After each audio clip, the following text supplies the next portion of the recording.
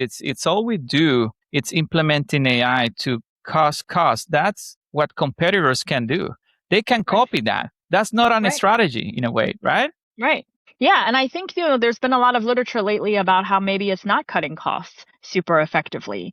And I'll give you very concrete, specific examples, right? So when we first started implementing AI adoption at Credibly, that was what the executives were excited about. We can increase employee productivity. We can cut down time. Maybe we can eventually think about, shrinking these teams. These are all fun and interesting things to entertain.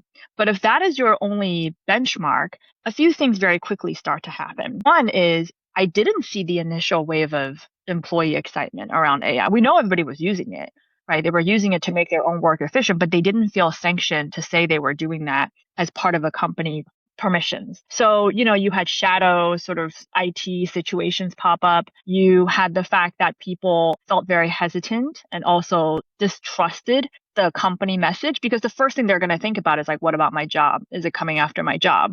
And no one's going to say it, but you can clearly hear it in the silence, right? And then I think the other thing that happens is you start to remove really good ideas off the table because the first set of ideas are so what everybody wants to chase because they are low hanging fruit, and that distracts you from maybe doing the more value added thing. And then the last thing is like you really have no better ROI because everything is going to be down to, well, how much does this cost me and have I implemented the right cost measures?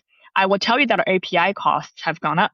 I'm on the billing. So I'm seeing these costs go up, right? And now we're being questioned like, hey, are you guys spending like too much with OpenAI? And yes, there are some things we have to do there, but these costs don't necessarily disappear. They just get shifted in different ways. And so if your only benchmark for AI is cost and how much you're not taking out, then you're not looking at other benchmarks like, is your organization more nimble? Are your people more capable of working with AI? Are you changing and adapting faster? Are you creating and doing projects that are worthy for the company that have a longer term return on investment that you are not seeing right now because you're using AI to do it?